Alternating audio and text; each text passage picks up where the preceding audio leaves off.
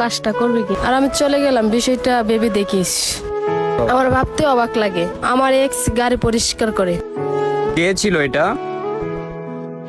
আমাদের এলাকার একটা ছেলে ছিল, আরে এই করবো সেই করবো, এখন থেকে গাড়ি পরিষ্কার করে। এইসব ছেলেরা এইরকম ফাফড়ি মারতে পারে, দিন শেষে কিছু করতে পারে না। সোনিয়া আমার সাথে এরকম ব্যবহার করলো কে, বুঝতে পারবো একটু পরেই। বেবি, আমার যেখানে ইন্টারভিউ দেওয়ার কথা না, ওইখান থেকে একটা কল আসছে। আচ্ছা ঠিক আছে, তাহলে ফোনটা ধরো। হ্যালো, জি স্যার বলেন।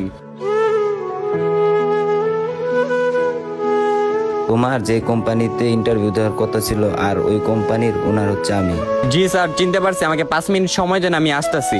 ইন্টারভিউটা ক্যান্সেল হয়ে গেছে, আর তোমার যে জবটা না, ওইটা অন্যজনকে দেওয়া হয়ে গেছে। স্যার এটা কি বললো? স্যারের সাথে আমি একটু কথা বলে আসি, তুমি থাকো। স্যার, আমার ইন্টারভিউটা কেন ক্যান্সেল করা হইলো? তোমার এই জবটা ক্যান্সেল